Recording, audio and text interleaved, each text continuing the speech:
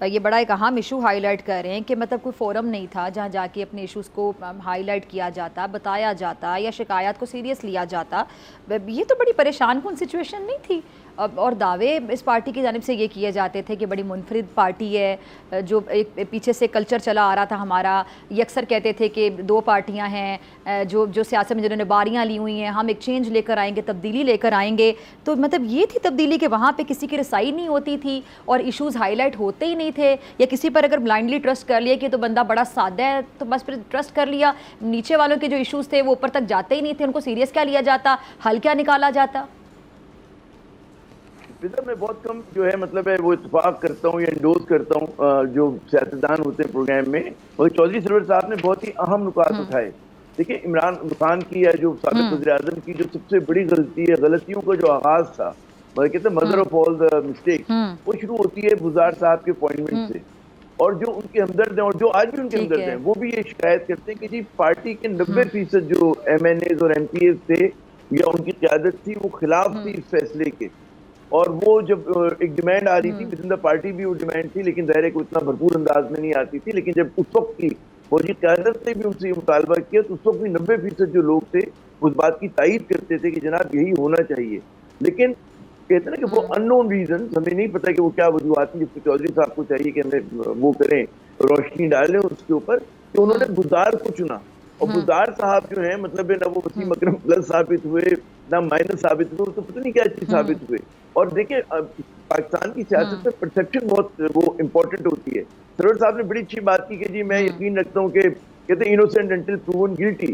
लेकिन हमारी सियासत की हकीकत ये है कि अगर आप में लोगों के आम तासुरात मनफी हो जाएं तो उसका मतलब है कि फिर उस चीज को बदलना चाहिए, उस उन उन उन परसेप्शन से लड़ना चाहिए। तो वहां पर आप देखें कि पूरे वक्त में वो PTI के दौरे हुकूमत में जो सबसे ज्यादा तनकीद होती थी वो होती थी जनाब बुज़दार साहब पे।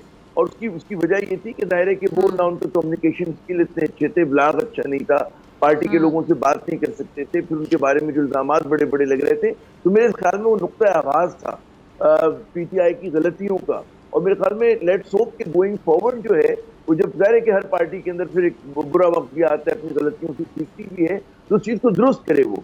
और ऐसी टीम बनाए कि जो वफाक में भी और के अंदर भी अगर उनको फिर लोग वहां मौका देते हैं कि वो जो है फाल टीम हो। वो जो एक ख्वाब था ना कि वाकई इस मुल्क को एक तीसरी कुव्वत की जरूरत है, ऐसी कुव्वत की जरूरत है कि जो मिडिल क्लास की मेहनत कशों की नुमाइंदगी कर रही हो, ईमानदार लोगों की नुमाइंदगी कर रही हो, लेकिन उसके साथ साथ उसकी टीम भी होनी चाहिए। अंग्रेजी का मुहावरा आपने सुना होगा जी कि road to hell is often paved with good intention.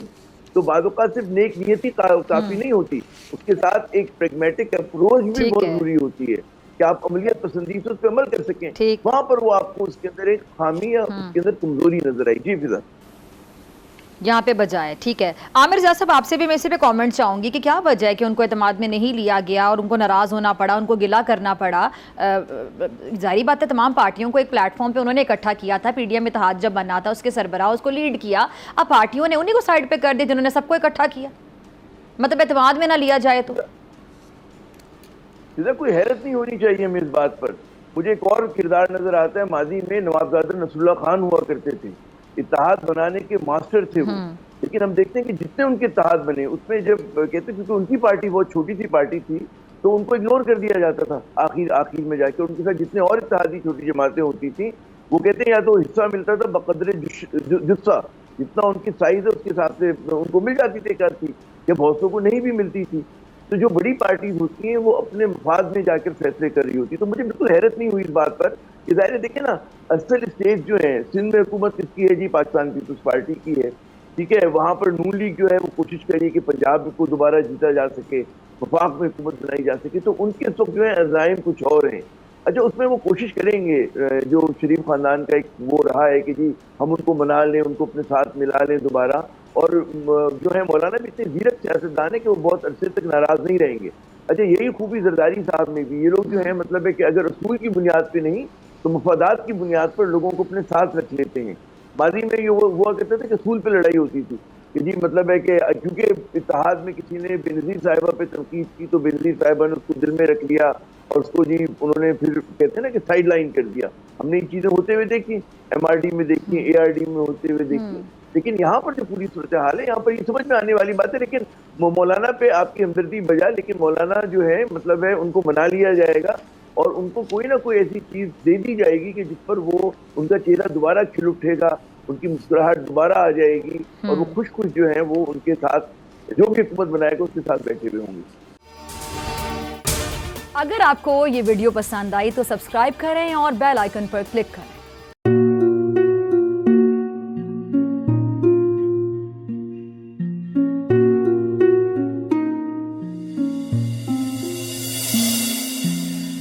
अपना घर यूं छोड़ के आखिर बोल किधर जाएगा।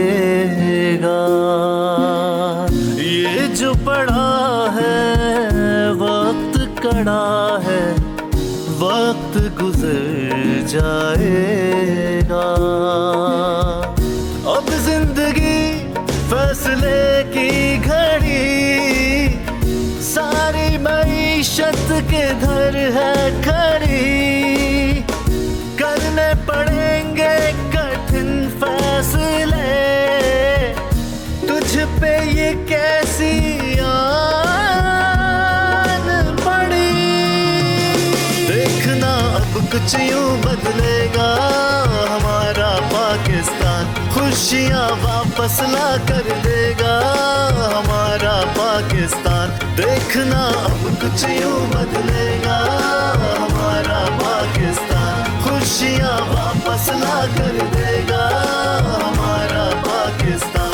देखना अपनी पहचान के लिए बोल, पाकिस्तान के लिए बोल, हमारा पाकिस्तान मिशन मईशत। देखना